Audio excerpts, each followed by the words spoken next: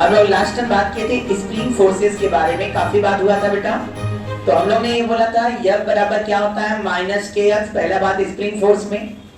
दूसरा बात कहा था K तो क्या है, स्प्रिंग गिवन स्प्रिंग के लिए कांस्टेंट होगा, और X क्या है, X है कंप्रेशन या इलॉन्गेशन फ्रॉम नेचुरल लेन। याद है ना सब लोग को, X है कंप्रेशन और इलॉन्गेशन फ्रॉम नेचुरल लेन। ये इंपॉर्टेंट पॉइंट था। फिर मैंने कहा था वर्क डन बाय स्प्रिंग निकालना है, तो फॉर्मूला क्या था बताओ। वर्क डन बाय स्प्रिंग में हाफ के x1 square minus x2 square, याद होगा सब लोग को। जहां x1 क्या है, कंप्रेशन और elongation from natural lane initial, और x2 क्या है, फाइनल कंप्रेशन और इलॉन्गेशन फ्रॉम नेचुरल लेन। इसमें हमने तुम लोग को क्वेश्चन भी दिया था, याद कर लेना कि भाई यदि x1 क्या है और x2 क्या है, इसको समझाने के लिए बड़ा इंपॉर्टेंट है, ये आगे जाकर काफी यूज होना है। और कल देखे भी थे, गलतियां हो रही थी हम लोगों से। दूसरा बात, कभी भी तुमसे कहा नेचुरल लेन से हम यदि कंप्रेस कर रहे हैं तो वर्क डन क्या हो जाएगा, तो आंसर होगा माइनस हाफ के स्क्वायर। लेकिन कब, work done by the spring, work done on the spring लिखा होगा तो वो प्लस हो जाएगा। तो work done by the spring लिखा होगा, तो यदि आपने नेचुरल लेन से x कंप्रेस करे या नेचुरल लेन से x स्ट्रेच करें, दोनों केस में W आएगा माइनस हाफ के एक्स स्क्वायर। W माने work done by the spring. ये समझा चुके भी हैं। दूसरा पॉइंट, एक बात केएस के लिए, फोर्स के लिए, फोर्स के लिए मैंने कहा था कि यह x जो है वो कंप्रेशन या इलॉन्गेशन फ्रॉम नेचुरल लेंथ है। हाँ, कंप्रेस होगा तो दोनों डायरेक्शन में, दोनों एंड पर फोर्स किधर लगेगा, बाहर की तरफ, और दोनों तरफ फोर्स का वैल्यू सेम रहेगा, और यह वैल्यू kx के बराबर है। इस प्रॉपर्टी को समझाते हुए भी बात किए थे। यदि आपने इसको क्या किया, स्ट्रेच किया तो फोर्स किधर लगेगा, अंदर की तरफ, और अंदर की तरफ लगेगा, दोनों तरफ फोर्स का वैल्यू सेम रहेगा, और यह वैल्यू k इंटू x के बराबर है। जहां x क्या है बेटा, x जो है नेट कंप्रेशन या इलॉन्गेशन। कभी ऐसा लगे कि इधर से x1 दबाया, इधर से x2 खींचा, तो x1 इधर से दबा, x2 इधर से खींचा, तो हम देखेंगे नेट क्या हुआ। नेट का मतलब है कि x1 दबा ज्यादा और खिंचाया कम, तो कहोगे नेट वो क्या है पोजीशन में, दबे पोजीशन में। और दबे पोजीशन में तो x बराबर क्या हो जाएगा, x1 माइनस x2 लेकर हम लोग चलेंगे। मतलब x में ये इंपॉर्टेंट नहीं किधर से दब रहा है, में ये इंपॉर्टेंट है कि नेचुरल लेन से कितना दबा या कितना इलॉन्गेट है। इस पर हम लोग क्वेश्चन भी लगा चुके हैं और समझा चुके हैं। तो यह बराबर माइनस के एक्स का क्या मतलब है पूरा बता चुके हैं। माइनस साइन केवल डायरेक्शन के लिए है, फोर्स यह बराबर के एक्स ही लिखना चाहिए। डायरेक्शन क्या है, यदि कंप्रेशन होता है तो दोनों तरफ बाहर की तरफ, और यदि इलॉन्गेट हो रहा है तो दोनों तरफ अंदर की तरफ फोर्स होगा। छोटे छोटे क्वेश्चन पर डिस्कशन हो चुके थे। चले अब हम लोग आगे बढ़ जाए स्क्रीन पर। चलो अब क्वेश्चन के जरिए इसको हम लोग समझा जाए। ये लो पहला क्वेश्चन, यहाँ स्प्रिंग है, यहाँ भी ब्लॉक है और स्मूथ सरफेस है, 4 kg, ये मास 8 kg, और यहाँ फोर्स दिया जा रहा है, ये फोर्स है 60 न्यूटन, और ये चल रहा है, एक्सेलरेशन इसका है 5 मीटर पर सेकंड स्क्वायर इस स्टैंड पर। इस ब्लॉक का एक्सेलरेशन है 5 metre per second square. Find the acceleration of block B. ये पहला क्वेश्चन है, find the acceleration of block B. Second question, ये स्प्रिंग, यहां ब्लॉक, और नीचे भी स्प्रिंग, और यहां भी ब्लॉक, और नीचे वाला 6 kg का है। क्वेश्चन लिखेंगे, in given figure both block A and B are in equilibrium, suddenly upper spring is cut out, upper spring is cut out from block B. Find the acceleration of both block just after this event. दो question हो गया, एक और ले लो बेटा variety. In given figure, a horizontal spring having length L attached with a particle of mass m at one end attached with a particle of mass m at one end and from other end it is rotated about vertical axis. It is rotated about the vertical axis with constant angular velocity omega. Find the extension in spring at this extent. इस question में force 60 Newton लगाया गया, इसका acceleration 5 metre per second square आया है। आपसे बोला गया ब्लॉक बी का एक्सीलरेशन निकालिए। जिस समय 5 मीटर पर सेकंड स्क्वायर इसका एक्सीलरेशन है, उस समय ब्लॉक बी का क्या एक्सीलरेशन होगा, ये स्टैंड पर ही पूछा जाएगा ना बेटा, क्योंकि kx तो हमेशा वैरी करता है, तो जब भी पूछा जाएगा तो स्टैंड पर। जब ये 5 है तब ये कितना है।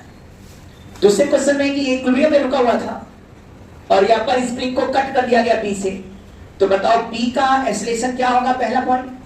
और दूसरा बात पूछेगा ए का एक्सीलरेशन क्या है। जस्ट उसके बाद थोड़ी देर बाद क्या होगा ये नहीं बात कर रहे, कटते ही क्या होगा इस स्टेप पर बात है। तीसरा है कि इसका नेचुरल लेंथ यल है और यह एक पार्टिकल इसके एक एंड पर बंधा है और ये हॉरिजॉन्टल सर्किल में रोटेट कराया जा रहा है। ये क्वेश्चन हो सकता है आपके बुक में सर्कुलर मोशन में पढ़ा हो।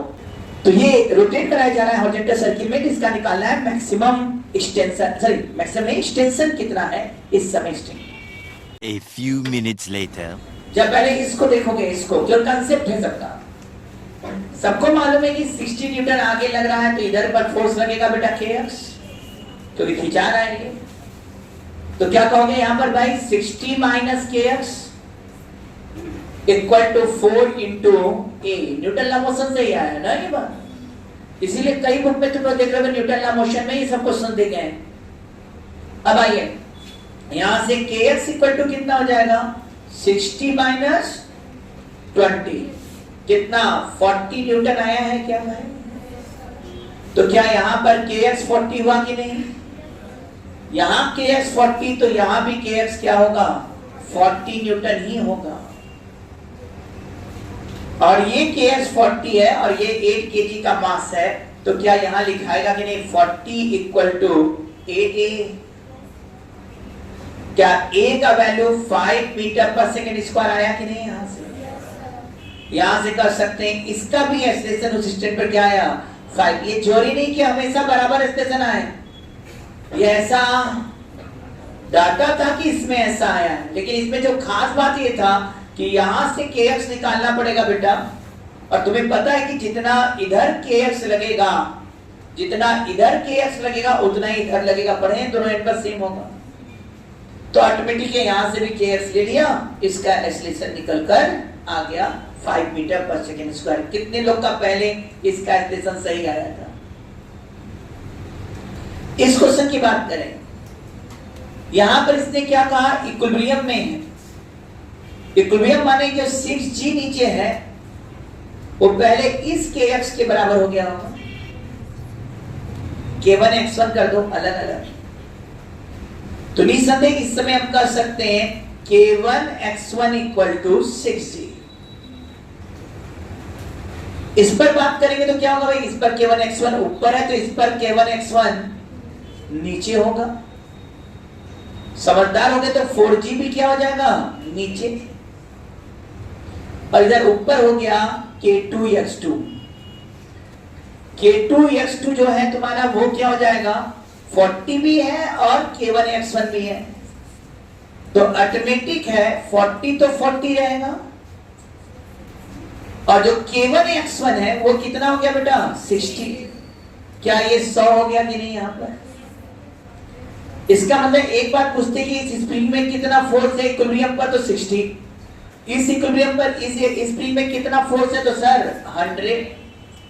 अब तुमने कहा ये हटा दिया, क्या ये खत्म हो गया कि नहीं। उस समय उस स्टेप पर जैसे ही कटा होगा उस समय ऊपर का फोर्स अचानक गायब हो गया 100। इसका अब जो नीचे फोर्स लग रहा है वो लग रहा होगा।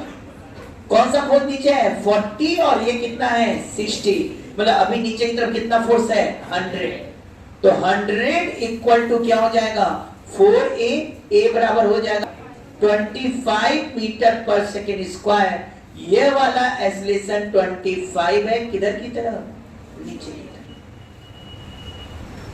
जबकि इसका एक्सीलरेशन उस स्टैंड पर 0 ही होगा। क्यों 0 होगा भाई, अभी मत बोलना सर दबेगा, अरे दबेगा थोड़ी देर के बाद, लेकिन जिस समय कटा उस समय ये तो स्प्रिंग खींचा, इसको तो पता भी नहीं क्यों कटा।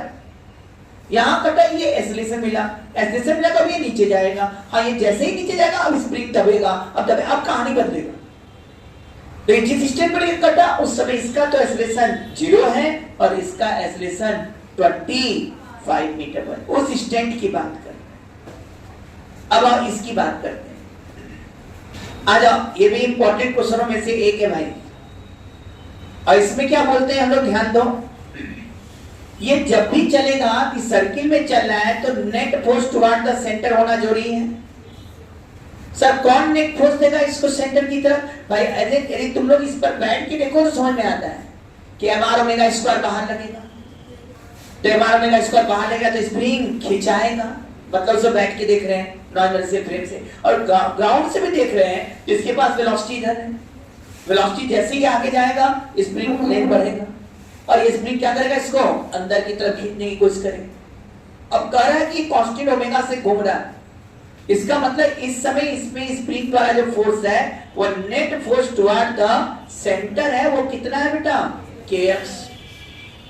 इसका मतलब इस समय जो इसको सेंटीमीटर फोर्स दे रहा है वो कौन दे रहा है, स्प्रिंग दे रहा है सेंटर की तरफ। और ये kx किसके बराबर होगा, mr ओमेगा स्क्वायर। शायद मेन खेल यही है कि r समझ रहे हो कि नहीं, क्योंकि नेचुरल लेंथ यल दिया है और x खिंचा गया तो इसका जो रेडियस होगा वो l प्लस x है। शायद पूरे क्वेश्चन का जान यही बात है।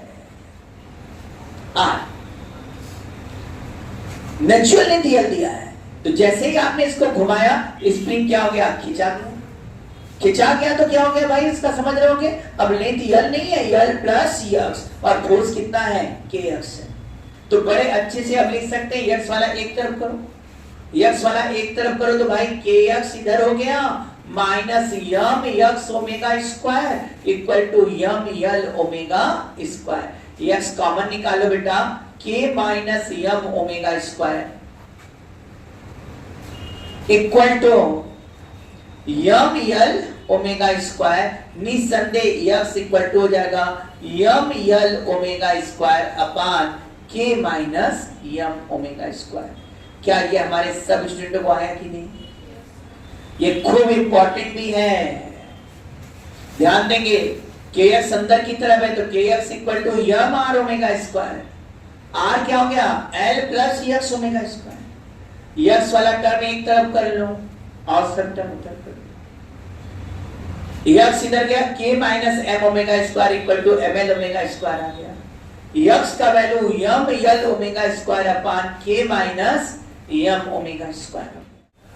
एक और जैसे छोटे छोटे क्वेश्चन है ना, केवल फोर्स की प्रॉपर्टी पर क्वेश्चन दे रहे हैं, बस उतना काफी है। ये स्प्रिंग है, यहाँ ब्लॉक अटैच है मास m का, यहाँ भी स्प्रिंग है बेटा और यहाँ ब्लॉक अटैच है। स्प्रिंग कांस्टेंट k1 है और इधर k2 है। स्प्रिंग दोनों रिलैक्स पोजीशन में है, स्प्रिंग दोनों रिलैक्स पोजीशन है। इसको x इधर दबा दिया गया, ब्लॉक को x इधर दबाया गया। बताओ ब्लॉक पर नेट फोर्स क्या लगेगा इस स्टैंड पर? यदि ब्लॉक को x हमने इधर दबाया है, कंप्रेस कराया है, तो बताओ ब्लॉक पर नेट फोर्स कितना लगेगा? तुरंत बोलो, k1x प्लस k2 प्लस रहेगा। क्यों ऐसा हो रहा है, समझोगे समझ में आएगा। सर इसको x दबाए, इसी स्टैंड पर फोर्स पूछा है, तो ये चूंकि दबा है तो ये स्प्रिंग फोर्स इधर देगा। एक एक करके देखो, समझ में आ जाएगा। और ये स्प्रिंग खिंचाया है x, ये स्प्रिंग x खिंचाया है, इसलिए इस पर फोर्स क्या होगा, इधर लगेगा। और ये भी क्या हो गया था यहाँ पर k1, समझ में आया कि नहीं? ये दबा है तो ये k1x इधर दिया और ये स्प्रिंग खिंचाया है तो ये भी k2x इधर दिया। k1x भी इधर, k2x भी इधर, नेट फोर्स क्या हो जाएगा, k1x प्लस k2x हो गया। मतलब नेट फोर्स आ गया k1 plus k2 into x। जब ध्यान दीजिएगा, इसको x ऐसे दबाया, छोड़ते ही इसके द्वारा फोर्स इधर लगेगा k1x, और चूंकि स्ट्रेच है तो ये भी इधर k2x देगा। दोनों का डायरेक्शन क्या रहेगा, सेम रहेगा। भले एक कंप्रेस हुआ और एक स्ट्रेचनिंग की डायरेक्शन सेम है, तो net force K1x plus K2x है। हाँ, एक और चीज सिखा देते साथ साथ, सीरीज और पैरेलल कॉम्बिनेशन स्प्रिंग। वैसे ये ज्यादा यूज होगा SHM में, लेकिन हम लोग यहीं पर थोड़ा बात करके खत्म करते हैं। जैसे कोई कह देना कि दो स्प्रिंग है ऐसे, और ये ब्लॉक से अटैच है मान लो, और ये K1 है और ये क्या है बेटा K2। सुन रहे हो? और इसको तुम क्या कर रहे हो, खींच रहे हो नीचे, वर्टिकल नहीं हॉरिजॉन्टल भी नहीं, कोई दिक्कत नहीं, या वर्टिकल मानो कर दिया, ये इक्विलिब्रियम में पड़ा हुआ है। तो बताओ ये तो पैरेलल में है ना स्प्रिंग, तो ये कहते हैं ऐसे, देखो क्या लिखोगे यहाँ पर, इक्विलिब्रियम कब होगा mg, तो mg बराबर क्या लिखोगे, जल्दी से बोलो, mg इक्वल टू क्या हो जा रहा है, जल्दी से बताओ, K1x प्लस K2x हो रहा है कि नहीं, mg बराबर देखा जाए तो K1 प्लस K2x। यदि हम हटाकर एक स्प्रिंग बनाएं तो तुम्हें नहीं लगता है कि ये क्या होने जा रहा है, K1 Kx हो जाएगा, और ये K बराबर कितना लिखा जाएगा, K1 प्लस K2। कहीं भी सीधा सीधा स्प्रिंग हो जिसको हम लोग पैरेलल समझ सकते हैं यहाँ पर। और क्यों ऐसा हो रहा है कि तुम खुद सोचो, समझ में आएगा कि x खिंचाओगे, खींचेगा तो दोनों ही x खिंचाएंगे, और दोनों खिंचाएंगे, इसमें भी K1x और इसमें भी K2x, तो दोनों का फोर्स K1x और K2x लगा तो रिपेल नहीं करेगा, मतलब K1x K2x किया तो फोर्स किधर लगाएगा, नीचे, सॉरी खिंचा रहा होगा तो ऊपर और दब रहा होगा तो नीचे, लेकिन दोनों K1x प्लस K2x लगाएंगे, x कॉमन निकालेंगे तो K1 प्लस K2 हुआ। अब इसको यदि हमें एक स्प्रिंग में हमें कन्वर्ट करना पड़ेगा कि एक स्प्रिंग में कर दें, तो ये K जो होगा वो K1 प्लस K2 ले लो तो रिजल्ट सेम आ जाएगा। इसी तरह बात होता है जब ये सीरीज में हो, जब ये कहा जाए सीरीज में है, सीरीज का जब समझना बड़ा मजा आता है, ये स्प्रिंग और ये स्प्रिंग,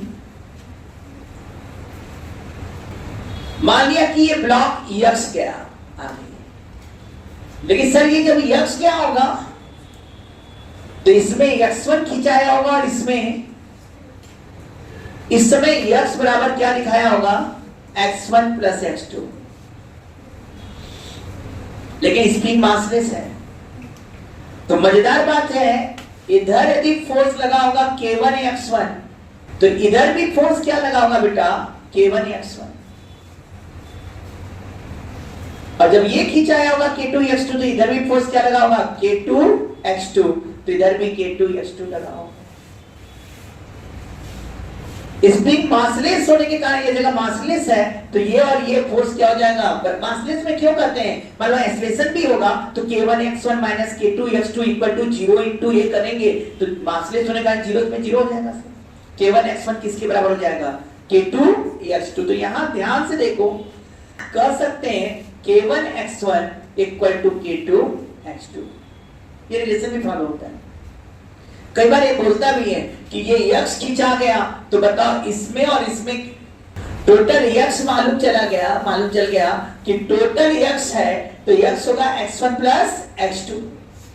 अब एक का स्प्रिंग का खींचाव पता हो तो दूसरा का हम बड़े आराम से निकाल सकते हैं, या x टोटल पता है हमें, x1 x2 पूछ रहा तो भी निकाल सकते हो कि ये रिलेशन भी तो पता है, तो हम लिख भी तो सकते हैं x बराबर x1 प्लस x2 है। सर यदि मान लो मैं x1 ही निकालना कि ये स्प्रिंग कितना खिंचाया, तो यहाँ पर x1 रहने दो, K2 सुन रहे बेटा, x2 की जगह क्या लिख दोगे, K1 x1 अपान K2।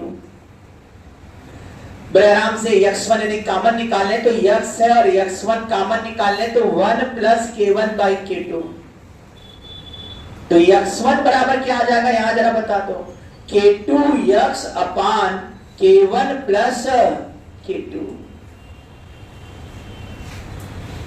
ध्यान देना, ये इधर आ जाएगा K2x1, बड़े आराम से इसे K2 प्लस K1 अपान K2 है, तो x1 बराबर K2x अपान K1 प्लस K2 हो जाएगा। तो बड़े अच्छे से आप निकाल सकते हो x1 कितना है, x2 निकालना होगा, रख दो x1 का वैल्यू, x2 भी निकल कर आ जाएगा। ये तो बात है, जब सीरीज में है तो यह प्रॉपर्टी देख सकते हो कि भाई ये खिंचाया टोटल इतना खिंचाया, अलग अलग कितना खिंचाया, तो ये लगा लेना ना k1 x1 equal to x2। हाँ, इसका मतलब जो f है वो बराबर है हर जगह। सर यदि हम यहां पर कहें x1 बराबर क्या, f बाई k1 और x2 बराबर क्या कर दें, f बाई k2, तो ये x जो है टोटल x, यदि हम इसको एक स्प्रिंग बना दें तो कह सकते ना ये टोटल x हो गया भाई।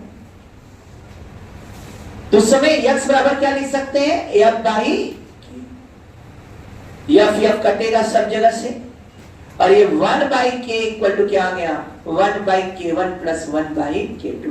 कैसे आया ये इंपॉर्टेंट नहीं, ये इंपॉर्टेंट ज्यादा है तुम लोगों के लिए कि यदि सीरीज में दिख रहा है इस तरह से, एक लगा फिर एक लगा, सीधा सीधा सीरीज, ये कोई रेजिस्टेंस वाला नहीं है कि तिरछा भी सीरीज में आ जाए,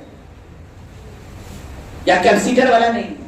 रिलेशन तो कैपेसिटर की तरह ही लग रहा है कि सीरीज में 1 by c1 plus 1 by c2, लेकिन इसमें जोड़ी होगा कि स्प्रिंग एक ही लाइन में है ना, एक ही लाइन में सीधा सीधा है, तो हम कह देंगे भाई x बराबर x1 प्लस x2 का रिलेशन फॉलो कर रहा है। दूसरा क्या होगा, k1 x1 k2 x2 के बराबर है। सर यदि टोटल x दे है एक्सटेंशन, तो एक का अलग अलग एक्सटेंशन भी निकाल सकते हैं। x1 निकालना होगा तो k2x अपान k1 प्लस k2, और x2 निकालना होगा तो k1x। अरे देखो कहीं किए तो भाई x1 निकाल ले तो क्या कर रहे हैं, k2x ले रहे हैं, और जब x2 निकालना होगा रख के देख लेना, ये आ जाएगा k1x अपान k1 प्लस k2। एकदम दिमाग दौड़ाइए। हाँ, अब ये अलग है कि यहां पर भी हम पाए x बराबर x1 प्लस x2 होता है, तो यहां पर f बाई k किया तो f by k1 plus f by k2, यहां से निकल गया 1 by k equal to 1 by k1 plus 1 by k2। तो सीरीज में ये मतलब कैपेसिटर की तरह कर दो, पैरेलल में रखा हुआ है स्प्रिंग तो k बराबर k1 प्लस k2, और सीरीज में है तो k 1 बाई k बराबर 1 by k1 plus 1 by k2। इसका यूज ज्यादा हम करेंगे SHM में, लेकिन इक्विवेलेंट निकालना सिखा दिया, इस तरह से स्प्रिंग का भी इक्विवेलेंट निकाला जाता है। अभी तक हम पूरा बातें जितना किए सब स्प्रिंग की प्रॉपर्टी पर बात की, स्प्रिंग का फोर्स क्या है, स्प्रिंग का से वर्क कैसे निकालते हैं, इसका खूब जम के यूज करेंगे वर्क एनर्जी थ्योरम पढ़ाने के बाद। खत्म नहीं हुआ है, अभी शुरू हुआ है। वर्क एनर्जी थ्योरम पढ़ाने के बाद हम स्प्रिंग के ही क्वेश्चन खूब लगवाएंगे और उसके बाद, लेकिन उसके पहले और सब थ्योरी भी हम लोग कलेक्ट करते चलेंगे। अभी हमने देखा है क्या क्या वर्क निकालना सीख लिया, किसका किसका वर्क भाई, हम लोगों ने ग्रेविटेशन फोर्स का वर्क निकालना सीखा। हाँ, तब वो ग्रेविटेशन फोर्स का वर्क निकालना सीखा जब x r के कंपेयर में बहुत कम है। फिर याद होगा ग्रेविटेशन के साथ साथ हमने कहा कोई कांस्टेंट फोर्स है वर्क डन निकालना है, तो जिस डायरेक्शन में फोर्स है उसी डायरेक्शन में डिस्प्लेसमेंट मिल जाए वर्क डन आ जाएगा। फिर स्प्रिंग फोर्स का वर्क डन सीखा, फिर वेरिएबल फोर्स भी हम लोग सीख लिए।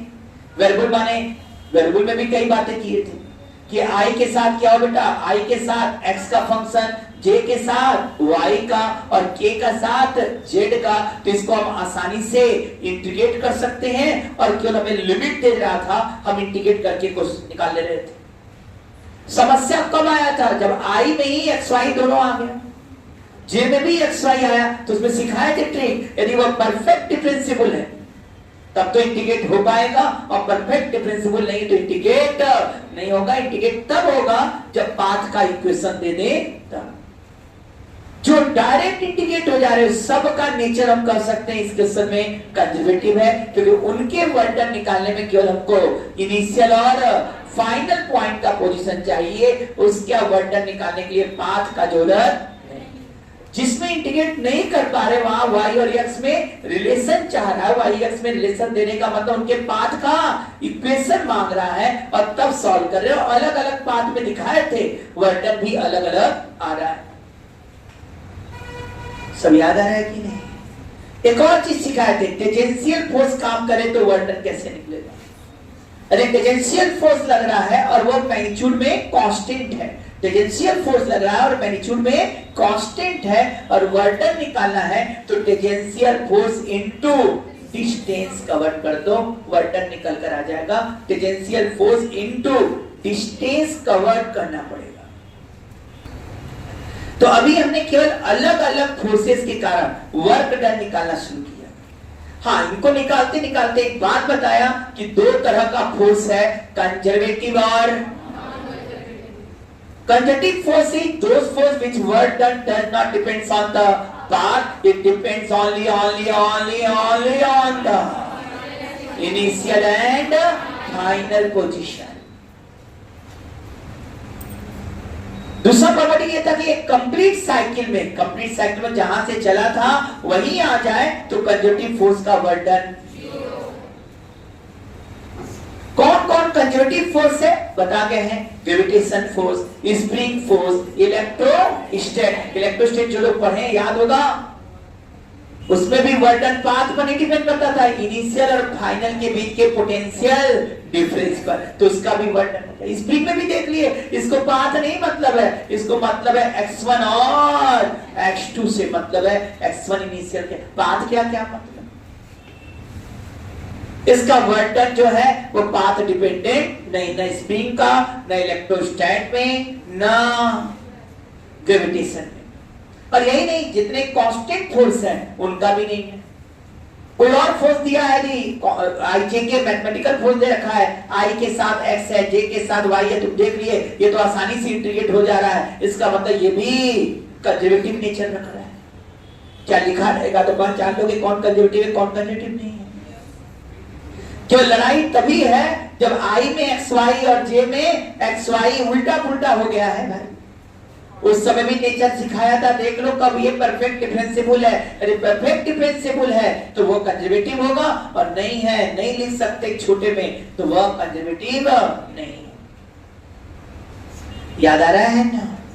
कंजर्वेटिव फोर्स वास्तव में जितने इंटरनल कंजर्वेटिव फोर्सेस हैं, कौन सा कंजर्वेटिव, किसी सिस्टम में इंटरनल कंजर्वेटिव फोर्सेस, जैसे स्प्रिंग क्या काम कर रहा है, इंटरनल भाई कनेक्टेड है तो क्या करता है, वो एनर्जी लेता है और एनर्जी देता है। तो ये आप जब दबाते हो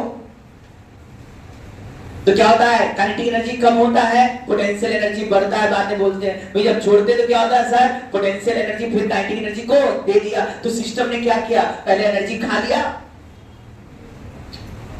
फिर वो एनर्जी उस पोजीशन पर वापस आता है तो उसको वो एनर्जी दे देता है। तो ये क्या है, इंटरनल फोर्स टाइप का है, एनर्जी के सेंस में इंटरनल, आपस में एनर्जी के सेंस में इंटरनल। ग्रेविटेशन में भी आप पार्टिकल को ऊपर फेंके, यहां पर कुछ वेलोसिटी था, मान लो और कोई फोर्स नहीं काम कर रहा, केवल ग्रेविटेशन काम कर रहा है, सर यहां पर वेलोसिटी है, ये जाएगा वेलोसिटी कम होगा, जीरो होगा, लेकिन फिर यहां आएगा फिर वही वेलोसिटी मिल जाएगा। कौन दिया वेलोसिटी, जब खा गया उसका वेलोसिटी ग्रेविटेशन को, ग्रेविटेशन नहीं उसकी वेलोसिटी वापस कर दिया। ये सब कैसे फोर्स हो गए, सिस्टम के internal conservative force, internal conservative कौन सा एनर्जी, तो इस सिस्टम का एनर्जी ले रहा है और फिर एनर्जी दे दे रहा है, एक एनर्जी ले रहा है फिर उसको उस जगह पर उसी जगह आ जा रहा है तो दे दे रहा है। तो जितने कंजर्वेटिव फोर्सेस हैं, इंटरनल कंजर्वेटिव फोर्सेस, उनका वर्क डन निकालने के लिए कहा गया, उसके लिए उन सभी कंजर्वेटिव फोर्सेस के लिए पोटेंशियल एनर्जी डिफाइन किया गया। पोटेंशियल एनर्जी सबके लिए नहीं डिफाइन होगा, केवल कंजर्वेटिव फोर्सेस, वो भी कहा जाए अच्छे से तो इंटरनल कंजर्वेटिव फोर्सेस, एक्सटर्नल नहीं। एक्सटर्नल बाहर से हम फोर्स दे रहे हैं नहीं, एक्सआई वाला जो वर्ड भले वो कंजर्वेटिव है लेकिन इंटरनल कंजर्वेटिव नहीं। अरे नहीं बताइए, अरे आई के साथ एक्स वाला कंपोनेंट, जे के साथ वाई वाला, वो भी कंजर्वेटिव है लेकिन इंटरनल कंजर्वेटिव नहीं। सुन रहे हैं क्या सर? ऐसे में कहा गया कि जो इंटरनल कंजर्वेटिव हैं उनका जो पोटेंशियल एनर्जी उन्हीं के लिए डिफाइन किया गया। इसलिए देखो पोटेंशियल एनर्जी का जब बात करते हैं, ग्रेविटेशनल पोटेंशियल एनर्जी, स्प्रिंग का potential energy, electrostatic potential energy, जितने इंटरनल कंजर्वेटिव फोर्सेस हैं उन्हीं का पोटेंशियल एनर्जी बोला गया। अब कहेंगे सर ये पोटेंशियल एनर्जी है क्या? कोई बॉडी का सिस्टम के कॉन्फ़िगरेशन के कारण, पोजीशन के कारण, स्टेट के कारण, उसके स्टेट के कारण उसके अंदर जो वर्क करने की कैपेसिटी आ जाता है उसी को पोटेंशियल एनर्जी कहते हैं उस सिस्टम का। किसी सिस्टम के कॉन्फ़िगरेशन, पोजीशन, स्टेट के कारण उसके अंदर जो वर्क करने की कैपेसिटी आ जाता है उसी को हम क्या कहते हैं, potential energy. Capacity to do work को कहते हैं एनर्जी। मोशन के कारण के वर्क करने की कैपेसिटी आता है तो उसको काइनेटिक एनर्जी कहते हैं। Capacity to do work due to the motion is called the kinetic energy, and capacity to do work due to the position, configuration और state of system is called the potential energy. और energy का तो कहते ही भाई, capacity to do work is called the energy. Hindi में कहते थे कार्य करने की क्षमता को हम ऊर्जा कहते हैं। Capacity to do work is called the energy, and capacity to do work due to the motion is called kinetic energy. Capacity to do work due to the position, configuration और state। अब जरा समझिएगा, जैसे आप ध्यान दें, कभी धनुष तीर देखी हो कि नहीं? अरे एरो और लो, धनुष ऐसे रखे हो, क्या काम करेगा? क्या हुआ? तुमने कॉन्फ़िगरेशन चेंज किया, खींच दिया, एरो लेकर खींचा, एरो लेके खींच दिया। जैसे ही खींचा, अब इसके अंदर कैपेसिटी टू डू वर्क, इसके अंदर क्या है? Potential energy. अब ये काम करना चाह रहा है। क्यों काम करना चाह रहा है सर? इसका कॉन्फ़िगरेशन चेंज कर दिया। अब इसके अंदर जो कैपेसिटी है काम करने का, यही पोटेंशियल एनर्जी। खींचते जा रहे हो, पोटेंशियल एनर्जी बढ़ता जा रहा है। कॉन्फ़िगरेशन ना समझे, छोड़ दिया, पोटेंशियल एनर्जी सर घटने लगा, क्योंकि धीरे धीरे कम होने लगा, फिर वही हो गया। स्प्रिंग को क्या किए भाई? स्प्रिंग को दबा दिया, स्प्रिंग को दबा दिया। ऐसे तो कुछ वर्क नहीं कर रहा था, लेकिन जैसे ही दबाया, अब क्या हुआ? क्या ये वर्क करने की कैपेसिटी रख रहा है कि नहीं? छोड़ो नहीं कि वो अपने आप मारेगा। कभी देख लेना, एक बड़ा वाला नहीं था जो बड़ा वाला स्प्रिंग है, अनुभव करना, अपने मुंह के सामने से लगा के छोड़, आराम से अनुभव हो जाएगा कि भाई इसके अंदर वर्क करने की कैपेसिटी है कि नहीं। 2-4 बार चोट लगेगा नहीं है, कोई मुक्का मारते सब। तो मेरा ये कहना सीधा सीधा, स्प्रिंग के को दबा रहे हैं या खींच रहे हैं तो उसके अंदर वर्क करने की कैपेसिटी है। ये क्या उसके कॉन्फ़िगरेशन में चेंजिंग कर रहे हो, इसलिए क्या हो रहा है? वर्क करने की कैपेसिटी आ रही है। इसी को हम क्या कर रहे हैं? Potential energy. आ रहा है समझ? कैपेसिटी में क्या भाई? नीचे रखा है कुछ नहीं, जैसे ही पोजीशन तुमने चेंज किया, उसके अंदर वर्क करने की कैपेसिटी आया। इसी को हम क्या कर रहे हैं भाई? Potential energy. क्या याद रहेगा पोटेंशियल एनर्जी का मतलब? लेकिन ये भी समझ लो, पोटेंशियल एनर्जी एग्जैक्ट कैलकुलेट नहीं कर सकते। कैसे करके खींच लिया, क्या पोटेंशियल एनर्जी? कैलकुलेट क्या करते हैं हम लोग? Potential energy can not be calculated exactly. We can define the potential energy, but we can not calculate exactly potential energy. We always calculate change in potential energy. And how can you calculate it? तो आप देख लो कितना वर्डन हुआ conservative forces द्वारा। जो वर्डन by internal conservative forces हैं, वही वास्तव में समझ में आ रहा है। जितना वर्क करता जाएगा उतना पोटेंशियल एनर्जी क्या होगा? घटता जाएगा। था ना, खींचा था, छोड़ दिया तो वर्क करने लगा। जितना ये वर्क कर रहा है उतना उसकी पोटेंशियल एनर्जी घट गया, पूरा सीधा हो गया, खत्म। तो हम वास्तव में निकाल के आ सकते हैं, चेंज इन पोटेंशियल एनर्जी निकाल सकते हैं। और वो भी कैसे निकलेगा? वो भी देखेंगे कितना जितनी पोटेंशियल, मतलब क्या हुआ? इसको कर सकते हैं, वर्क यदि प्लस में हो रहा है तो पोटेंशियल एनर्जी घटेगा। क्यों घटेगा भाई? क्योंकि तुम ही बताओ, तुमको खाना पीना दे दिया गया, उसके बाद क्या कहा? काम करो। तो तुम काम करोगे, तुम्हारे अंदर की एनर्जी घटेगी कि नहीं भाई? यही तो बात है। यदि हम कहते हैं ये किसके बराबर है? Minus of work done by internal conservative force. तो work done by internal conservative force equal to minus delta U होता है। जो इंटरनल कंजर्वेटिव फोर्स द्वारा वर्क होगा, जितना ये वर्क करता जाएगा पॉजिटिव में, उतना पोटेंशियल एनर्जी घटता जाएगा। इसीलिए लिखा गया माइनस साइन आया। तो work done by internal conservative force equal to minus, सही बात है। काम करेगा तो भाई इसका पोटेंशियल एनर्जी क्या होगा? घटेगा ही घटेगा, कोई नया बात भी नहीं है। तो अब याद रखिएगा, कि हमें कहीं भी हम पोटेंशियल एनर्जी कैलकुलेट नहीं कर सकते, हम change in potential energy calculate कर सकते हैं, और चेंज इन पोटेंशियल एनर्जी जो कैलकुलेट होगा वह work done by internal conservative force से होगा। इसका work done by internal conservative force निकाल लो तो माइनस डेल्टा यू कर दोगे तो भाई निकल कर वर्क डन आ जाएगा। ये तो क्लियर हो गया। अब चेंज इन पोटेंशियल एनर्जी जहां जहां तुमको निकालना है वहां वहां minus of work done by internal conservative force निकाल कर माइनस कर दो। अब ये अलग बात है कि पोटेंशियल जलते हैं ग्रेविटेशनल पोटेंशियल एनर्जी इतना है, ये जो भी बोला जाता है ना बेटा किसी एक के रिस्पेक्ट में बोलते हैं। अरे हम एक जगह मान लेंगे यहाँ पोटेंशियल एनर्जी 0 है तो दूसरी जगह का कैलकुलेट कर लेंगे, फिर चेंज निकालने आता है। एक जगह का मान लें कि 2 जूल है यहाँ पर तो दूसरे का निकाल लेंगे। तो हम पोटेंशियल एनर्जी तब निकाल पाते हैं जब एक जगह का कुछ मान लें तब दूसरी जगह का पोटेंशियल एनर्जी कैलकुलेट कर सकते हैं। लेकिन बाय थ्योरी हम पोटेंशियल एनर्जी नहीं कैलकुलेट करते हैं, हम हमेशा change in potential energy calculate करते हैं। हम शुरुआत कर रहे हैं change in potential energy calculate करने के लिए और वह है ग्रेविटेशनल पोटेंशियल एनर्जी पर। अब मेरा ध्यान जा रहा है, किस पर जा रहा है बेटा? ग्रेविटेशनल पोटेंशियल एनर्जी कैसे निकालते हैं, चलो उसको सीखा जाए।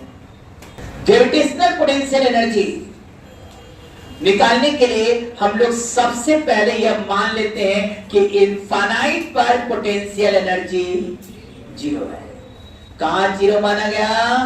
क्योंकि भाई हम एक जगह मानेंगे तभी निकाल पाएंगे। सबको पता है, चलो अर्थ का ग्रेविटेशनल फील्ड है, मान लीजिए मास m है। हम जनरलाइज केस का बात करने जा रहे हैं, छोटे वाला केस के नहीं, हम जनरलाइज केस का बात कर रहे हैं। इस समय क्या बात कर रहे हैं? मतलब ये जो रेडियस स्मॉल r है वो बड़ा भी हो सकता है, अर्थ का रेडियस r है और ये हाइट h है। तो जब हम स्मॉल r लिखें तो समझ जाना हम क्या बोलना चाह रहे हैं, re plus what is re here? Radius of earth. And what is h here? h is the height of particle या body from the earth surface। वैसे इस समय पार्टिकल के लिए बोल रहे हैं, पार्टिकल की बात। मान लो इस पार्टिकल का मास m है, क्या सर इन्फिनिटी के रिस्पेक्ट में इसका पोटेंशियल एनर्जी बता सकते हैं? हाँ निकाल लेंगे। आ जाओ फॉर्मूले पर। F का फॉर्मूला क्या होगा भाई? आप भी जानो, G_m बाई r²। कभी तो पढ़ी हो गई है ग्रेविटेशनल फोर्स। विश्वास कर रहे हैं तुम लोग 10th पास हो और 10th के अंदर ही है gravitational force G_m1 m2 by r² होता है न्यूटन ग्रेविटेशनल लॉ। नहीं तो चलो है ना 10th के अंदर ही। तो कहे यहां पर जानते हो अर्थ का मास कहां मान लेते हैं? सेंटर पर m और यहां पर है पार्टिकल, तो इनके बीच की दूरी r है और फोर्स निकाला जाए इस पर तो G_m बाई r²। कहां का पोटेंशियल एनर्जी 0 मान रहे हैं? इनफाइनाइट का। और कहां का निकालना चाह रहे हैं? यहां सर वर्क डन निकालिए क्योंकि चेंज इन पोटेंशियल एनर्जी आ जाएगा। और minus of work done by internal conservative मतलब यहां ग्रेविटेशन करेंगे।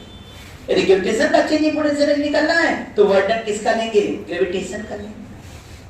अब आइए खेल शुरू किया जाए। कैसे निकलेगा वर्क डन बाय ग्रेविटेशन? देखो भाई क्या परेशान कर minus of work done bye gravitation. Work done bye gravitation में हम लिख रहे हैं Fg dot dr dot dr। Fg gravitation force है और dr डिस्प्लेसमेंट ले रहे हैं।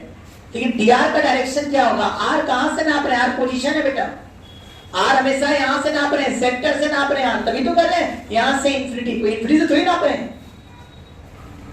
बड़ा हो गया क्या? नहीं सही जगह है। आ जाओ, ये Fg डॉट dr हो गया बेटा। अब जगह पर आ जाओ। यहाँ पर Fg का डायरेक्शन किधर है? सेंटर इधर की तरफ। r कहां से नाप रहे हैं? इधर से। इसका Fg और dr का डायरेक्शन क्या है? अपोजिट है। तो ये Fg हम किधर से ले रहे हैं? ग्रेविटेशन फोर्स सेंटर की तरफ होता है। और r कहां से नाप रहे हैं? सेंटर से नाप रहे हैं। तो बिल्कुल इंफिनिटी से यहां आ रहा है। तो F और dr के बीच का एंगल 180 है। तो आप खोलोगे जब इसको तो क्या हो जाएगा? Fg dr cos 180 और cos 180 क्या हो जाएगा? -1 और ये निकल कर आ जाएगा भाई FGDR। क्या यहां तक पहले हमारे स्टूडेंटों को समझ में आया है? अब बताओ change in potential energy Fg की जगह क्या लिखोगे? जल्दी से बताओ Fg की जगह क्या लिखोगे? Gm by R square dr हो गया। लिमिट कहां से कहां तक भाई? यार ये इंफिनिटी से स्मॉल r। इसका डेल्टा U क्या लिखोगे भाई? सर R पर potential energy minus infinity. Integration कभी कभी किए ही होगे तुम लोग, तो क्या आएगा? Minus Gm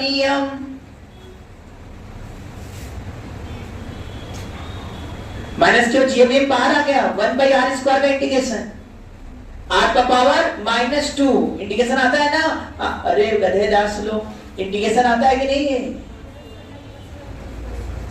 1 by R square समझ लोगे, ये आ जाएगा, माइनस नहीं रहेगा, अभी प्लस ही रहेगा।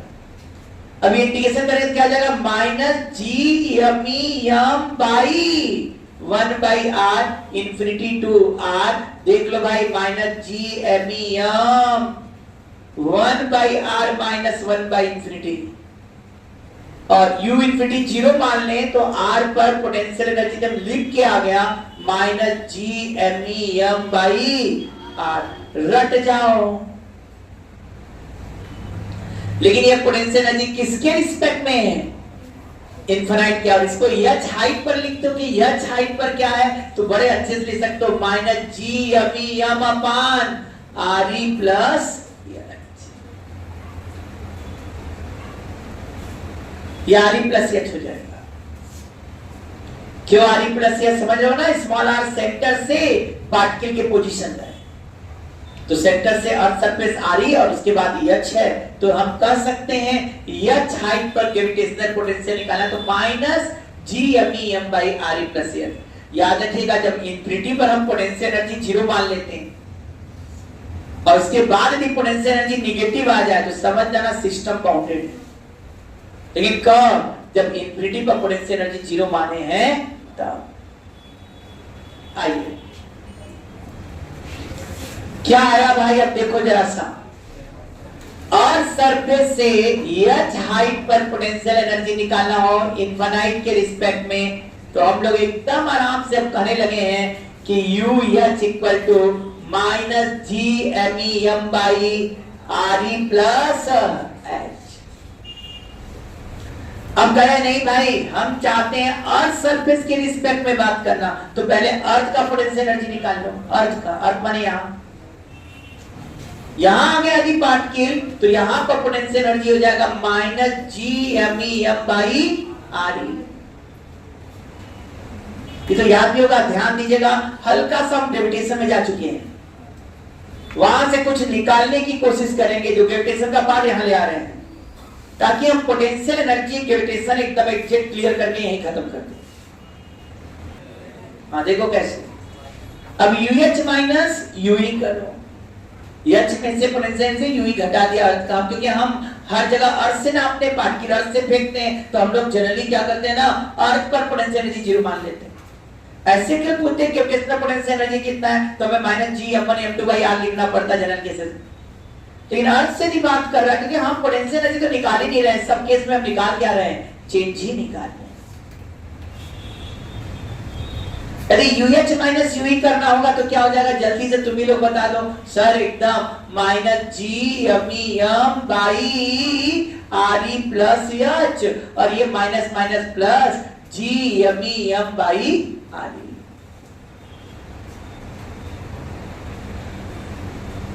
यदि हमारे स्टूडेंट समझ पा रहे हैं तो UH माइनस UE, क्या Gm बाहर हो जाएगा कि नहीं?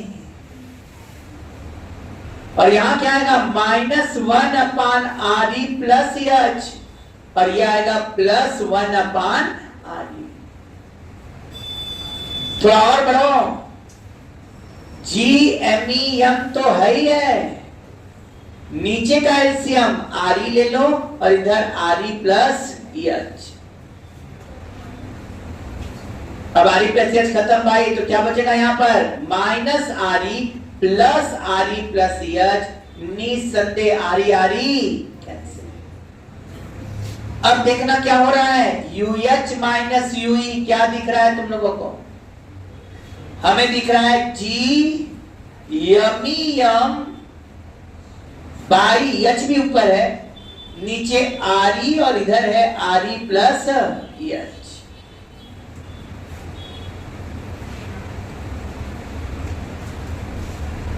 थोड़े समझदार हो तो एक और टर्म था ग्रेविटेशनल एक्सीलरेशन।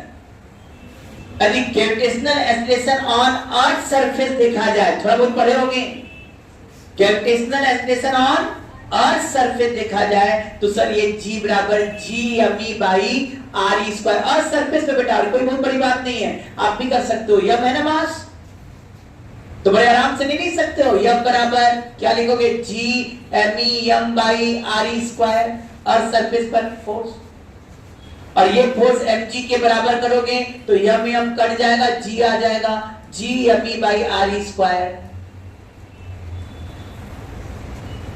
अर्थ सरफेस पे भी ग्रेविटेशनल एक्सीलरेशन निकालना पड़े तो G बराबर क्या होगा, G बाई RE स्क्वायर। इसमें हम लोग का एक आदत बना हुआ है हमेशा कि G के जगह हम हर जगह क्या लिखते हैं बेटा, G RE स्क्वायर।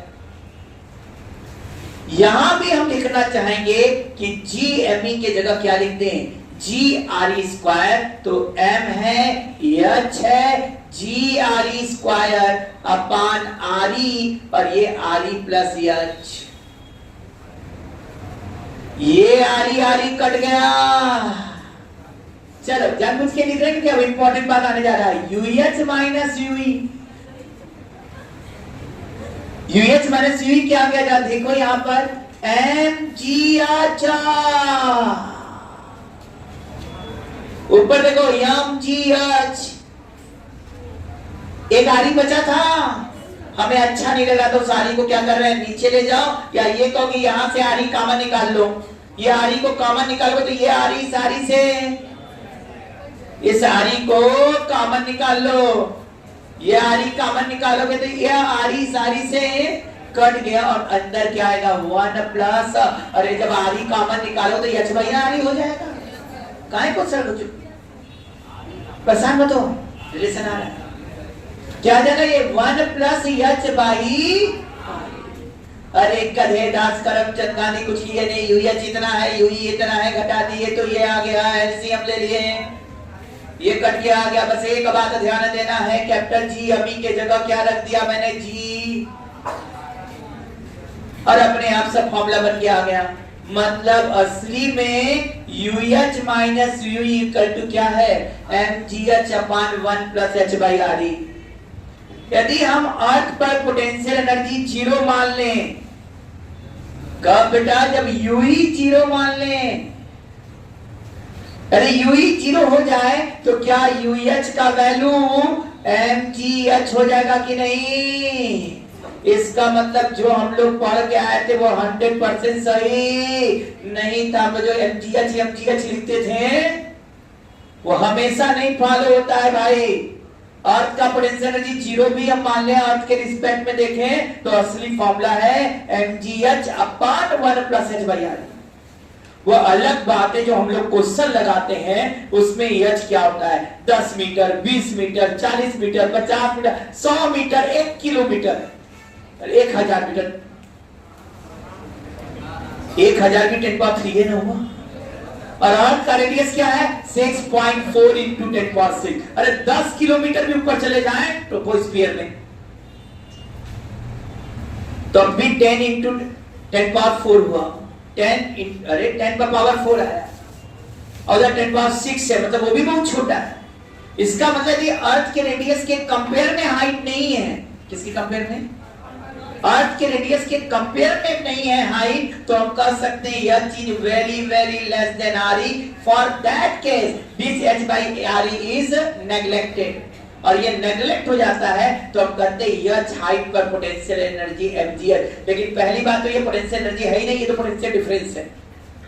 दूसरी बात है अर्थ पर पोटेंशियल एनर्जी 0 मान लिए तो भी फॉर्मूला असली ये था, और ये फॉर्मूला बस तभी लगा सकते हो जब h RE से बहुत ही छोटा हो। अब समझ में आया काहे को पढ़ाया था? डायरेक्ट mgh नहीं लिखना चाह रहे थे, क्योंकि अभी से mgh डाल देंगे, फिर ग्रेविटेशन में आके फिर इसको बदलो, तो दिमाग में तो गया कूड़ा, अब कूड़ा निकलेगा कैसे? तो पहले सब बात बता देंगे तो कूड़ा जाने से बच जाएगा। असली फॉर्मूला जो है वो UH माइनस UE बराबर mgh upon 1 plus L by RE है। वो भी पोटेंशियल एनर्जी नहीं है, पोटेंशियल एनर्जी का डिफरेंस है। अर्थ पर पोटेंशियल एनर्जी हम लोगों ने क्या मान लिया? 0। अर्थ पर पोटेंशियल एनर्जी 0 मान लिया, तब UH बराबर mgh upon 1 plus L by RE हुआ। अर्थ के रिस्पेक्ट में है वो, और सर H बहुत छोटा है RE से, तब ये mgh है।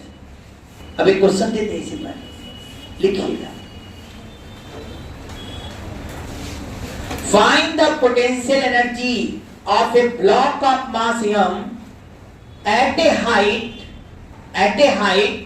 half of क्या earth radius from the earth surface, bracket में assuming potential energy on earth surface is 0, assuming potential energy at earth surface is 0, earth surface पर पोटेंशियल एनर्जी 0 मान लिया जाए, तो बताओ अर्थ सरफेस से RE/2 हाइट पर पोटेंशियल एनर्जी क्या होगा? अब कर पाओगे? UH माइनस UE था, UE 0 कर दिया। अब mgh मत लगाना, mgh लिमिटेशन है।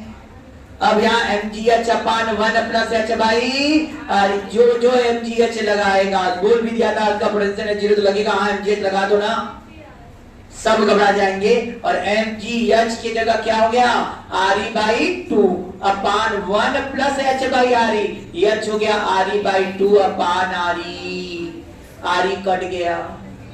ध्यान दो, mg RE/2 अपान 1 प्लस 1/2 3/2, 2 भी कट गया, क्या आ गया? mg RE/3, mg RE/3। अब जो लोग mgh को जान रहे होंगे वो h बराबर RE/2 करेंगे, खेल खाली हो जाएगा, वही ऑप्शन होगा जरूर mg RE/2। तो याद रखिएगा, ये बात भी दिमाग में अब आ जाना चाहिए, जो हम लोगों ने फॉर्मूला पढ़ा था mgh, पहले तो वो पोटेंशियल एनर्जी नहीं है, वो अर्थ के रिस्पेक्ट में पोटेंशियल एनर्जी, जहां से हाइट ना, जहां से 0 मान लो। इसीलिए हम लोग क्या करते थे, याद करो, रेफरेंस लाइन बनाकर पोटेंशियल एनर्जी बोलते हैं mgh। इस रेफरेंस अर्थ सरफेस को रेफरेंस बना दिया जाए तो पोटेंशियल एनर्जी mgh, वो भी कब? जब h RE से बहुत छोटा है। जहां h RE कर दिया, अर्थ के रेडियस का 1/3 है, जैसे ही 1/3 करोगे यहां पर क्या आ जाएगा? RE/3, यहां 1/3 सॉल्व करना होगा और इसका आंसर निकल कर आ जाएगा, वो डायरेक्ट mgh नहीं लगेगा। अब formula mgh upon 1 plus h by RE। ए याद रहेगा कि भूल जाएगा? अब समझ में आया क्यों पोटेंशियल एनर्जी पूरा हम आए हैं। हम चाहते जब ग्रेविटेशनल पोटेंशियल एनर्जी पढ़ रहे हैं तो पूरा बात यहां निकाल कर खत्म करो। हाँ, क्या आप बताओ पोटेंशियल एनर्जी mgh होता है? हाँ, कब होगा पोटेंशियल एनर्जी mgh? जब h RE से बहुत कम हो और अर्थ के रिस्पेक्ट में, मतलब अर्थ को रेफरेंस माना जाए, तब रेफरेंस जिसको मानते हैं वहां का पोटेंशियल एनर्जी 0 लेते हैं, तब mgh लिख सकते हैं। यदि h का वैल्यू अर्थ के रेडियस के कंपेरेबल हो गया तो mgh नहीं, असली formula mgh upon 1 plus h by RE। अब सुनो दूसरा बात, इसीलिए एक फॉर्मूले में भी हम लोग को करेक्शन करना है, और वो समझो क्या। आ जाओ, ये अर्थ है मान लो, अब बताओ यहां से हम एक पार्टिकल फेंक रहे हैं u वेलोसिटी से, कितने वेलोसिटी से भाई? और हमसे बोल रहा है बताओ वर्टिकली अपवर्ड फेंक दिया, मैक्सिमम हाइट वाला फॉर्मूला बताओ, या ये कह दे तुमसे u से फेंके हैं, बताओ h हाइट पर वेलोसिटी क्या होगा? लेकिन जो u दिया गया है ना वो √GRE/2, √GRE के टर्म में, √GRE/2 या किलोमीटर पर सेकेंड, या हाइट दिया हो अर्थ के रेडियस के कंपेरेबल RE/2, RE/3, RE समझ रहे हो ना, रेडियस ऑफ अर्थ कितना होता है? 6400 किलोमीटर, या 6.4 इंटू 10⁻⁶। हमारे सबसे सब लोग जानते हैं RE = 6.4 इंटू 10⁻⁶ 6। यदि हम कहते हैं यहां वेलोसिटी v है तो कैसे निकालेंगे ये वेलोसिटी v? तो हम ऐसे कहेंगे भाई कि loss in potential energy equal to gain in kinetic, या एक काइनेटिक का लॉस होगा ऊपर जाएगा तो loss in kinetic energy, loss कैसे निकालते हैं भाई? Half m u square minus v square. Loss निकालना है तो इनिशियल में से फाइनल करते हैं। जितना लॉस होगा उतना पोटेंशियल एनर्जी बढ़ जाएगा मतलब UH माइनस UE। और समझ लो ये वैल्यू कितना है, mgh upon 1 plus h by RE, और यहाँ half m u square minus v square, m गया तुम्हारे घर। यदि फॉर्मूला बना सकते तो बना ले लो भाई, v स्क्वायर, अच्छा ये 2 भी उधर फेंक दो ना, इस 2 को उधर फेंको, क्या आ रहा है यहां पर, u square minus v square equal to 2gh upon 1 plus h by RE। अच्छा अब जल्दी से हमें बता दो क्या फॉर्मूला बना कि नहीं, कुछ यहां पर क्या फॉर्मूला बना, आप ग्रीन में फॉर्मूला लिखेंगे है ना, क्या बना, v square equal to u square minus 2gh upon, sir ये फॉर्मूला भी गलत पढ़े थे हम लोग, गलत नहीं पढ़े थे, अप्रॉक्सीमेट पढ़े थे। वास्तव में v का बराबर u स्क्वायर माइनस 2gh नहीं होता, असली वाला असली होता है v का बराबर u square minus 2gh upon 1 plus h by RE। वह अलग बात है कि जब यह चीज very very less than RE, then this term will be neglected, और तब आप कहते हो v स्क्वायर बराबर क्या है, u स्क्वायर माइनस 2gh। इसीलिए कभी क्वेश्चन में कहा कि एक पार्टिकल को हम फेंके वर्टिकली अपवर्ड और वो मैक्सिमम हाइट RE बाई 2 हो गया, बताओ किस वेलोसिटी से फेंके? जैसे ही हाइट RE बाई 2 जाए या velocity under root g RE by 2 ऐसे देने लगे, समझ जाओ सावधान, फॉर्मूला चेंज। v स्क्वायर बराबर u स्क्वायर माइनस 2gh केवल भाई 10 मीटर 100 मीटर 1000 मीटर के लिए बनाया गया है, यह नहीं बनाया गया अर्थ के रेडियस के कंपेरेबल वेलोसिटी के लिए। ये फॉर्मूला शुरू हो जाएगा।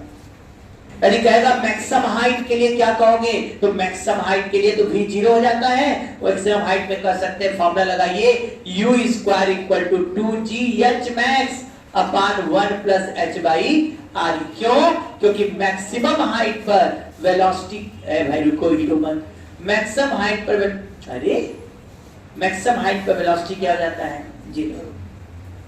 लिखो question, a particle projected vertically upward with speed under root g RE by 2 from the earth surface, find the maximum height attained by the particle, find the maximum height attained by the particle। यदि particle को under root g RE by 2 से फेंका गया vertically upward, तो बताओ particle द्वारा maximum height कितना attend किया गया। A few minutes later. अब लगाएंगे क्या फॉर्मूला, मैक्सिमम हाइट है बेटा v स्क्वायर बराबर, फॉर्मूला वही लगा रहे हैं, u square minus 2gh upon 1 plus h by RE। तुम्ही लोगों ने कहा v स्क्वायर 0 कर दो मैक्सिमम हाइट पर, u स्क्वायर उधर फेंको 2gh upon 1 plus h by RE, और u स्क्वायर हो गया g RE बाई 2, g से g गया, 2 को इधर फेंको 4h, और ये इधर जाएगा तो क्या हो जाएगा बेटा, RE plus h, 3h equal to RE, h equal to RE by 3। A particle is projected vertically upward from the earth's surface. It attained the maximum height RE by 4, RE by 4, where RE is the radius of earth. Find the initial projection speed. A few minutes later. अब आ जाइए यहाँ पर, क्या था भाई, initial projection speed बोला गया है, तो इनिशियल प्रोजेक्शन स्पीड पूछा गया कितना होगा, तो यहाँ फॉर्मूला फिर v स्क्वायर बराबर u square minus 2gh upon 1 plus h by R E. Sir maximum height पर v 0। अब बड़े आराम से u हम लोग से पूछ रहा है, तो u स्क्वायर बराबर 2g या gh आर ई बाई 4। यहाँ 1 प्लस आर ई बाई 4 करते ही आर ई कट जाएगा 1 बाई 4। ये शायद आ गया 2g आर ई रहने दो, और ये 5 बाई 4 4 कट जाएगा 5। u बराबर आ गया under root 2g R E by 5। अब ये क्वेश्चन आप लोगों को ग्रेविटेशन में मिल सकता है, कुछ लोग स्ट्रेट लाइन में भी दे देते हैं ताकि आप लोग घबरा जाएं। कहीं भी कर दिया ना पार्टिकल पर वही का गया सरफेस से वर्टिकली अपवर्ड, और height are E by 2 attain किया, तो स्ट्रेट लाइन में तो आप v का बाई u का मान 2g लगा के कर देंगे, खेल खत्म हो जाएगा। एक्चुअल में उस समय u का बराबर 2gh नहीं बल्कि u का बराबर 2gh upon 1 plus h by R ई हो जाएगा मैक्सिमम हाइट पर। सबसे आसान क्या है? हाँ एक एक चीज लेकिन जानो। अब क्या दिक्कत रही है बताओ? यदि इंफिनिटी पर पोटेंशियल एनर्जी 0 कर दिया तो ग्रेविटेशन पोटेंशियल एनर्जी क्या सिखाया गया h हाइट पर? जल्दी बताओ। Minus G M E M by R E plus H. Infinity पर 0 है तब। अर्थ से बात किया जाए, अर्थ से तो अभी भी तुम लोगों ने बताया UH माइनस UE बराबर क्या सीखा आप लोग? mgh upon 1 plus h by R ई। हाँ h बहुत छोटा है आर ई से और UE 0 है, तब हम लोग जो कहते हैं mgh वो आता है। कहा जाए कि हाइट किसी पार्टिकल को हम ऊपर प्रोजेक्ट कर रहे हैं और उसका हाइट अर्थ के रेडियस के कंपेरेबल है, या वेलोसिटी बोला जाए वो अंडर रूट जीआरई के टर्म में लिखा हुआ है, मतलब किलोमीटर पर सेकंड। किलोमीटर पर सेकंड बहुत ज्यादा वेलोसिटी बोल रहे हैं, तो उस समय v स्क्वायर बराबर फॉर्मूला लगेगा u square minus 2gh upon 1 plus h by R E. Maximum height पर वेलोसिटी क्या हो जा रहा है? 0। यदि मैक्सिमम हाइट पर वेलोसिटी 0 हो जाए तो बड़े आराम से u स्क्वायर बराबर 2gh max upon 1 plus h max upon R E. अब सब चीज भूल जाओ, मेन जनरल बात तो आ गया ना, यही ना आर पर निकालते तो minus G M E M by small R. Famous है, स्मॉल आर की जगह ही आर ई प्लस एच लिखा गया। अथवा स्प्रिंग हो गया ना पोटेंशियल एनर्जी। किसकी पोटेंशियल एनर्जी की बात कर ली हम लोग? ग्रेविटेशनल पोटेंशियल एनर्जी क्या होता है, कैसे निकाल रहे हैं, निकाल दिया। अब चलो स्प्रिंग पोटेंशियल एनर्जी, क्योंकि अभी अभी स्प्रिंग का वर्तन पढ़ रखे हैं तो स्प्रिंग पोटेंशियल एनर्जी निकालना आसान है। बोलो जल्दी से, स्प्रिंग का पोटेंशियल एनर्जी निकालना है तो फिर वही बात, हम पोटेंशियल एनर्जी निकालते ही नहीं, हम तो डेल्टा यू निकालते हैं। और ये minus of work done bye spring का निकालेंगे तो वर्क डन बाय क्या लेंगे? Spring internal conservative force spring है। अब बताओ स्प्रिंग का वर्क डन तुम ही लोगों ने अभी कभी हमको पढ़ाया था, हाफ के x1 square minus x2 square. अब ये माइनस साइन अंदर चल जाएगा तो हाफ के क्या बन जाएगा? x2 square minus x1 square. क्यों? माइनस साइन अंदर गया इसलिए। अब बोलो भाई, यहां चेंज इन पोटेंशियल एनर्जी क्या निकल कर आ गया? Half k x2 square minus x1 square. यदि हम लोग बात कर रहे हैं कि स्प्रिंग का भाई इसे पोटेंशियल एनर्जी कैसे डिफाइन करें? सर हम तो चेंज निकाल सकते हैं, तो कहीं जीरो मानो। कहां जीरो मानेंगे? नेचुरल लेंथ पर। मान लिया कि नेचुरल लेंथ पर स्प्रिंग का पोटेंशियल एनर्जी 0 है, मतलब जितना स्प्रिंग का पोटेंशियल एनर्जी निकालते हैं सब किसके रिस्पेक्ट में निकालते हैं बेटा? नेचुरल लेंथ के रिस्पेक्ट। नेचुरल लेंथ के से यदि करें यक्स दबा दिया तो सर यहां कर सकते भाई u minus 0 equal to half k x2 क्या हो गया? x square minus 0। u बराबर कितना आ गया? हाफ के x कर। वैसे भी जानोगे तुम लोग को कि सर नेचुरल लेंथ से दबाते हैं x तो वर्क डन आएगा माइनस हाफ के स्क्वायर, और चेंज होता है माइनस w होता है तो माइनस माइनस प्लस हो जाएगा हाफ के स्क्वायर। मतलब यहां से याद, कई लोग उल्टा ही रखते भी हैं, पहले पोटेंशियल एनर्जी पढ़ लेते हैं, कहते पोटेंशियल एनर्जी क्या होता है? हाफ के एक्स स्क्वायर स्प्रिंग का। यक्स कहां से लिया गया है? Natural length. और कहा जब वर्क डन बाय स्प्रिंग निकालो तो sir minus delta you. Minus delta you का मतलब क्या हो गया? Final potential energy half k x2 square minus half के x1 स्क्वायर।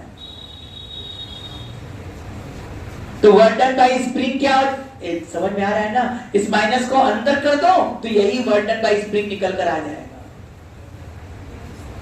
तो कोई लोग याद करने के लिए ऐसे भी सोचते हैं कि पोटेंशियल एनर्जी क्या है? हाफ के x square.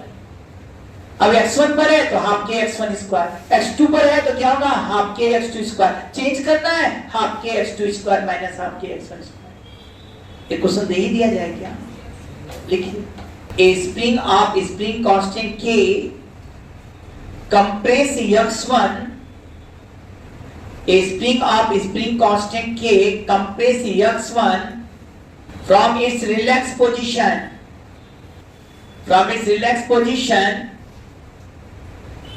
further it compresses x2. Find the increase in potential energy in further compression. A few minutes later. जरा ध्यान देंगे, पहले क्या कहा गया? जरा ध्यान देकर, पहले ये नेचुरल लेंथ पर रहा होगा, रिलैक्स पोजीशन माने नेचुरल लेंथ। इसको x1 दबाया, सही है सर। फर्दर x2 दबाया। अब बोला पोटेंशियल एनर्जी कितना बड़ा? तो भाई u delta u half k x2 square. x2 कितना होगा? x1 प्लस x2, क्योंकि कहां से लेंगे? नेचुरल लेंथ से। और यहां लिखाएगा x1 प्लस x2 का whole square minus x1 square. ये होगा, ध्यान देना, ये बात है। इसीलिए बार बार ये बोले x is taken from the natural length. अब बताइए यहां से हाफ के हो गया, x1 स्क्वायर प्लस करेंगे तो x1 स्क्वायर कट जाएगा सर, और यहां आ जाएगा x2 square plus 2x1 x2। करने वाले बोलेंगे हाफ के, रुको भाई, half k x2 square plus के x1 x2।